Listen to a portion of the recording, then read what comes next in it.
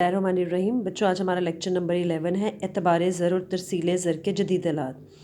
جیسا کہ پچھلا لیکچر جو لیکچر نمبر 10 میں نے آپ کو دیا تھا وہ ٹریڈیشنل جو انسٹرومنٹ تھے اعتبار زر کے اس کے اوپر تھا، ٹھیک ہے نا، جس میں ہنڈی تھی، چیک تھے، اس کے علاوہ جو کفالتیں بانڈز تھے، بینک ڈرافٹ تھے، کتابی حساب تھا۔ اب آج کل کے جدید دور میں اعتبار زر کے بہت سے جدید آلات جو ہیں وہ انٹروڈیوس ہو گئے ہیں جن کا ہم ذکر کریں گے، ٹھیک ہے۔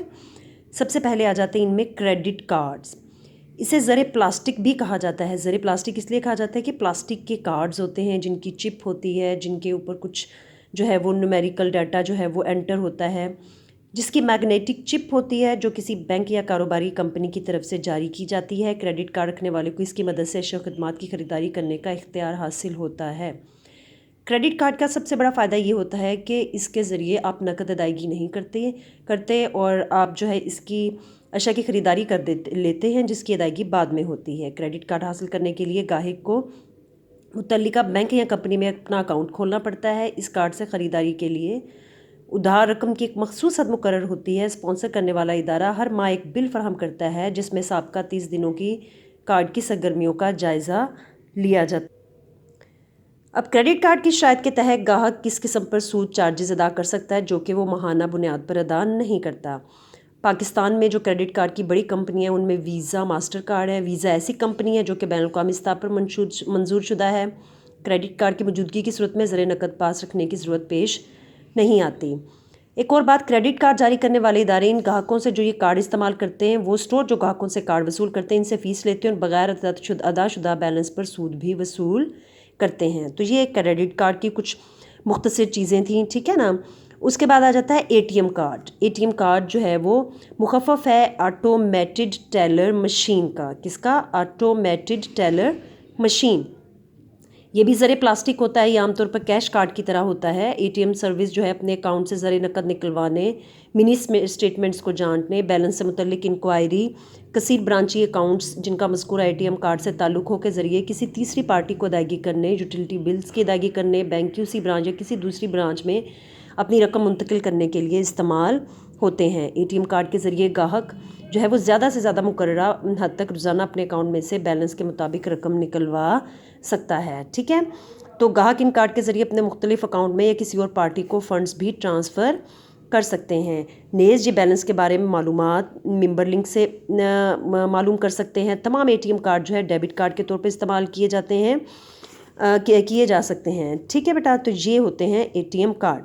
اس کے بعد آ جاتے ہیں جناب آن لائن بینکنگ۔ یہ ایک ایسا سسٹم ہے جو کہ لوگوں کو بذریعہ انٹرنیٹ گھر پر بینک کاری کی سہولیات سرگرمیاں فراہم کرتا ہے۔ اگر آپ لوگ دیکھیں تو لوگوں نے اپنے موبائلز میں مختلف جو ہے نا وہ جن ان کے بینکس میں اکاؤنٹ ہیں وہاں ان کی جو ہے نا وہ آن لائن بینکنگ سروس اپنے موبائلز میں جو ہے نا وہ اپلوڈ کی ہوتی ہے۔ تو بذریعہ آن لائن بینکنگ روزانہ کا لین دین، مثلا اکاؤنٹ سے رقومات کی ٹرانسفر، اکاؤنٹ بیلنس سے متعلق معلومات، بلوں کی ادائیگی، کسی کو ادائیگی روکنے کی درخواست وغیرہ کی تمام سہولیات جو ہے اس کے ذریعے ہم لوگ کور اپ کر سکتے ہیں۔ جبکہ کچھ آن لائن قرضہ کریڈٹ کی درخواست بھی کر سکتے ہیں۔ اکاؤنٹ کے بارے میں معلومات دن رات کسی وقت بھی آن لائن جا کر دیکھی جا سکتی ہیں۔ آن لائن بینکنگ انٹرنیٹ کو بطور ڈیلیوری چینل کاروباری سرگرمیوں کے لیے استعمال کیا جاتا ہے، ٹھیک ہے نا۔ تو جدید آلات میں پہلے کریڈٹ کارڈز آ گئے، پھر اے ٹی ایم کارڈز، پھر آن لائن بینکنگ، اور اس کے بعد آ جاتا ہے جناب ایم ٹی۔ اب ایم ٹی مخفف ہے میل ٹرانسفر کا۔ یہ بھی انتقال زر کا ایک طریقہ ہے۔ انتقال مطلب منتقل کرنا یا زر کو کسی اور جگہ بھیجنا۔ اس طریقے کار کے تحت کوئی خاص آلہ استعمال نہیں ہوتا۔ جب رقم کی منتقلی درخواست متعلقہ بینک کو دی جاتی ہے تو کچھ پریکاشنز کو یعنی کہ کچھ حدود بندیوں یا کچھ پیش بندیوں کو اڈاپٹ کرتے ہوئے بینک مطلوبہ رقم میل ٹرانسفر کر دیتا ہے۔ میل ٹرانسفر ہمیشہ ایکسلریٹر کی صورت میں ہوتی ہے جو کوئی خاص آلہ نہیں۔ ایم ٹی کا بغیر کسی تبدیلی کے ہونا ضروری نہیں ہے، تاہم یہ طریقہ عام طور پر فنڈ ٹرانسفر کرنے کے لیے بینکوں کا اندرونی عمل ہوتا ہے۔ اسے گاہکوں کے فنڈ ٹرانسفر کے لیے عموماً استعمال نہیں کیا جاتا، یعنی کہ بینک جو ہے وہ ایک دوسرے کو فنڈ ٹرانسفر کرنے کے لیے ایم ٹی کا استعمال کرتے ہیں، عام لوگ اس کو استعمال نہیں کر سکتے۔ اس کے بعد آ جاتا ہے ٹی ٹی۔ ٹی ٹی مخفف ہے ٹیلی گرافک ٹرانسفر کا۔ تمام ملکی جاری کردہ ٹی ٹی جو ہیں وہ ڈرافٹ سیکشن کی اجرا والے رجسٹر میں درج ہوتے ہیں۔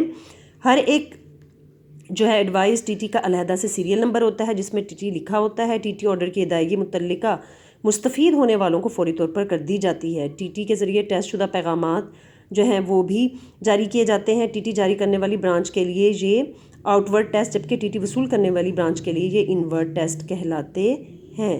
تو یہ تھے بیٹا 5 جو ہے وہ جدید آلات اعتبار زر کے جو کہ ہم نے ڈسکس کیے ہیں. اب کوشچن کیا آتا ہے کہ اعتبار زر کے کیا فوائد ہیں اور اس کے کیا نقصانات ہیں.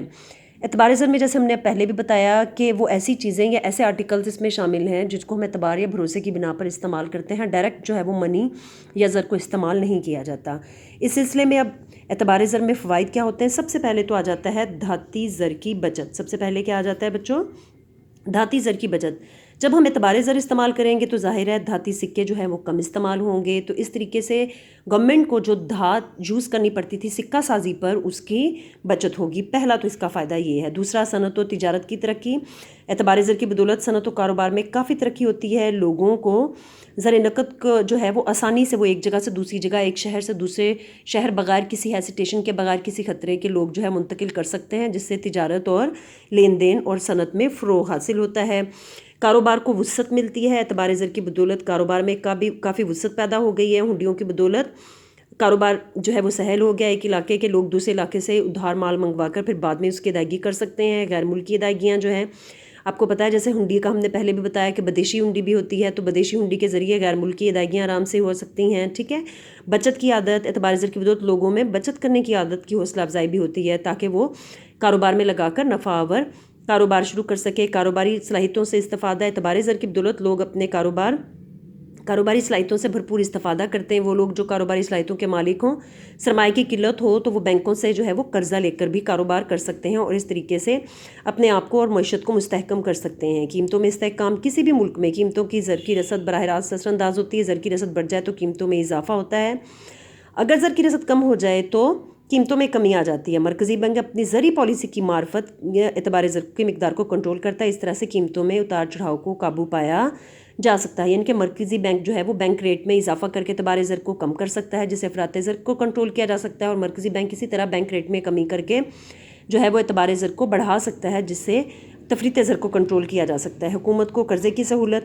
اعتبار زر کی بدولت حکومت کو قرضہ حاصل کرنے میں کافی سہولت ہوتی ہے. حکومت جب چاہے بینکوں سے اعتبار زر کی صورت میں قرضہ حاصل کر سکتی ہے. دھاتی زر کی صورت میں حکومت کو اتنی آسانی سے قرضہ حاصل نہیں ہو سکتا تھا. تو یہ ہے اعتبار زر کے فوائد. اب ہیں اعتبار زر کے نقصانات. سب سے زیادہ پہلے آ جاتا ہے ضرورت سے زیادہ اجرا. اعتبار زر کی بدولت بعض اوقات حکومت ضرورت سے زیادہ نوٹ چھاپ لیتی ہے. ٹھیک ہے نا.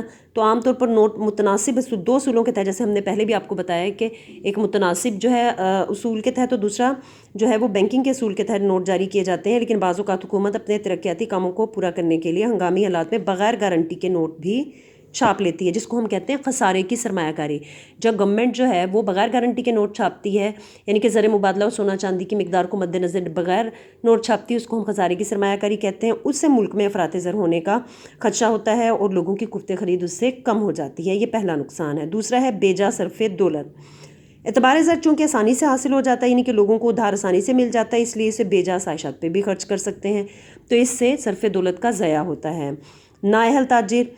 کچھ لوگ جو ہے جن کے پاس اگر پیسہ ہو اور قرض آسانی سے وہ بینکوں سے لے سکیں، اور اگر نااہل ہوں تو وہ کیا ہوگا کہ وہ پیسے کو صحیح طریقے سے یوٹیلائز نہیں کر سکیں گے، سرمایہ کاری نہیں کر سکیں گے، جس سے کیا ہوگا کہ جو ہے وہ پیسہ ڈوب جائے گا اور سرمایہ کاری بھی نہیں ہوگی. اس کے بعد اجارہ داریوں کا قیام. اعتبار زر کی بدولت بعض اوقات بڑی بڑی اجارہ داریاں قائم ہو جاتی ہیں، کیونکہ بڑے بڑے تاجر جو ہے وہ کاروباری حضرات کثیر مقدار میں سرمایہ بینک سے حاصل کرتے ہیں. یہ لوگ معیشت پہ چھا جاتے ہیں، اس طرح سے اپنی اجارہ داریاں قائم کر لیتے ہیں. سٹہ بازی کا رجحان. اعتبار زر کی بدولت سٹہ بازی کا رجحان پڑ جاتا ہے. کاروباری لوگ چونکہ آسانی سے روپیہ مل جاتا ہے، اس لیے وہ اسے نامناسب سٹہ بازی میں لگا کے خود بھی نقصان اٹھاتے، کاروبار کو بھی نقصان پہنچاتے. اس طرح اعتبار زر کی ساکھ کو بھی ختم کرنے کا باعث بنتے ہیں. تو جی بچوں، یہ تھا ہمارا آج کا ٹاپک. ہم نے زر کی اقسام، اعتبار زر کے جدید